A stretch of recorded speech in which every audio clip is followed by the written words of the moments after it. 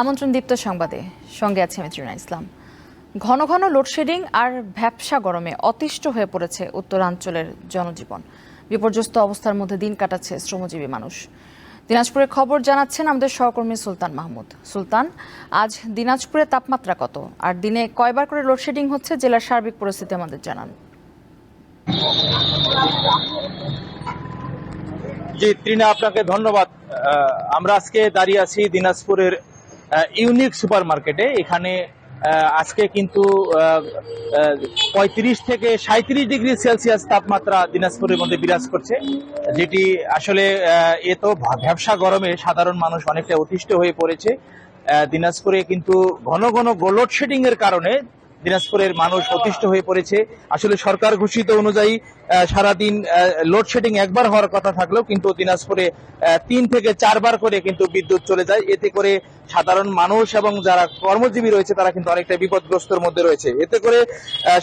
এতে করে যারা দিনে শ্রমিক শ্রেণীর লোকজনেরা রয়েছে তারা কিন্তু কলকারখানা থেকে শুরু করে অন্যান্য যে বিদ্যুৎ চালিত যে সমস্ত প্রতিষ্ঠান রয়েছে সেটি কিন্তু তারা চালাতে অনেকটা হিমশিম খাচ্ছে। বিদ্যুৎ বিভাগের পক্ষ থেকে আমাদেরকে জানানো হয়েছে যে দিনাজপুর জেলায় 175 মেগাওয়াট বিদ্যুতের চাহিদা থাকলেও কিন্তু সেই চাহিদা অনুযায়ী কিন্তু বিদ্যুৎ সরবরাহ করতে পারছে না। এর ফলেই কিন্তু এক এলাকায় বিদ্যুতের লোডশেডিং দিয়ে অন্য এলাকায় বিদ্যুৎ সরবরাহ করা হচ্ছে। এতে করে আসলে মানুষের যে জনজীবন অনেকটা কিন্তু অতিষ্ঠ হয়ে পড়েছে। তিনা, এটি ছিল আমার কাছে দিনাজপুর থেকে সর্বশেষ। সুলতান মাহমুদ, ধন্যবাদ আপনাকে।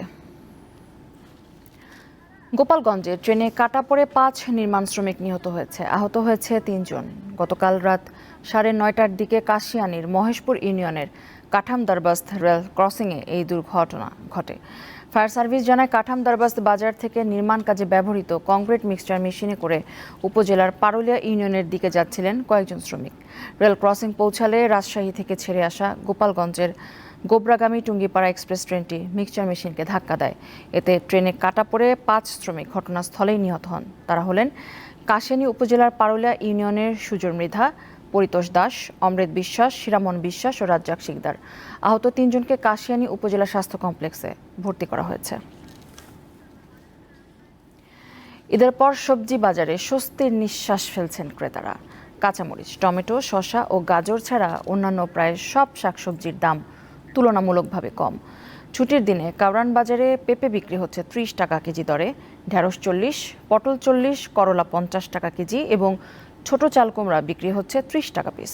এদিকে দেশি ও ভারতের পেঁয়াজ সরবরাহ ভালো থাকায় এবার ঈদের পরেও পেঁয়াজের বাজার স্থিতিশীল রয়েছে। তবে প্রভাব পড়েছে মাছ বাজারে।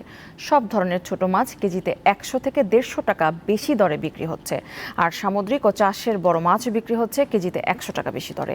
মাছ বিক্রেতারা বলছেন, ঈদের পর এখনও মাছের সরবরাহ বাড়েনি। কোরবানি ঈদের পর আবারও মাংসের বাজারে ক্রেতা সমাগম বাড়লেও গরু ও খাসির মাংসের দাম স্থিতিশীল আছে। ছোট মাছগুলো কিনলাম 400 টাকা কেজি, এটা কিনলাম 500 টাকা কেজি।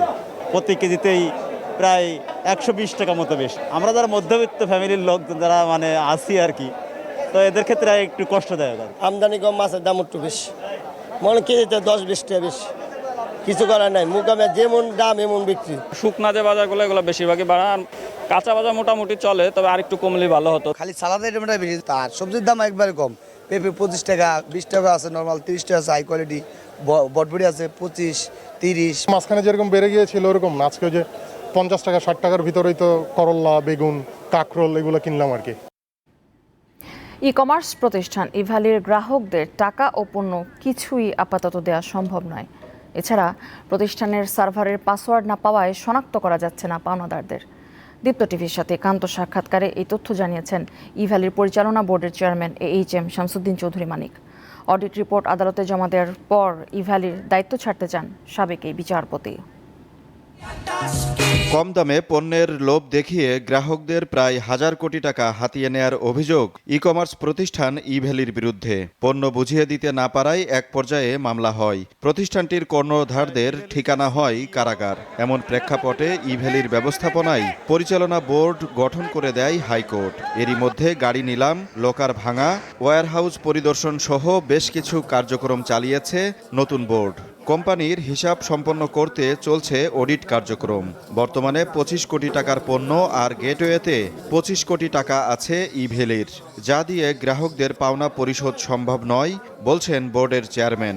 এই টাকায় তো পাওনাদারদের, কারণ পাওনাদারের যে দাবি অনেক অনেক অনেক টাকা। গেটওয়ে ব্যাংকের টাকাগুলো কিন্তু কিছু কাস্টমারদের এবং কিছু ইভ্যালির, কিন্তু আমরা তো নির্ধারণ করতে পারছি না টাকাগুলো কার। তবে ইভ্যালিতে নতুন বিনিয়োগকারী এলে ক্ষতিগ্রস্তদের অর্থ ফেরত দেয়া যেতে পারে বলে মনে করেন সাবেক এই বিচারপতি। পাওনাদার ক্রেতাই হোক বা মাল সাপ্লায়ারই হোক টাকা পাবে যদি ইনভেস্টর আনতে পারে, তো সেটা এবং কোম্পানিটাও তাহলে চলবে।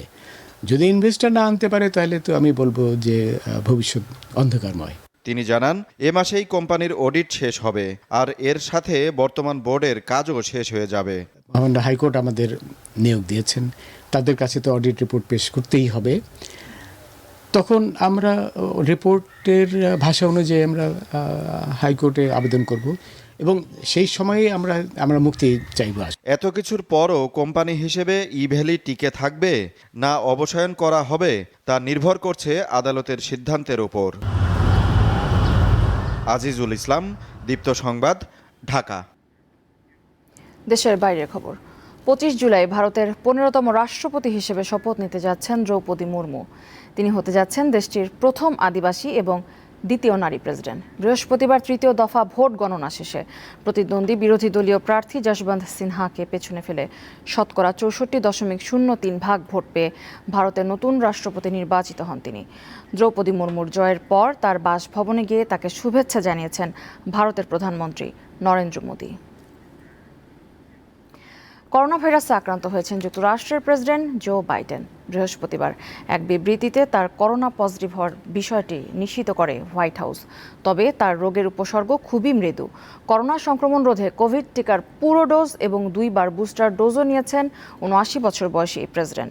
ভাইরাসটি থেকে সুস্থ হওয়ার আগ পর্যন্ত হোয়াইট হাউসে আইসোলেশনে থেকে সব দায়িত্ব পালন করবেন বাইডেন। এ সময় টেলিফোন ও জুমের মাধ্যমে বৈঠকে অংশ নেবেন তিনি। দর্শক, এই ছিল আমাদের এখনকার আয়োজন। আমাদের পরের সংবাদ বেলা 3টায়। আর আমাদের সাথে অনলাইনে যুক্ত হতে লগ ইন করুন facebook.com/diptonews এই ঠিকানায়।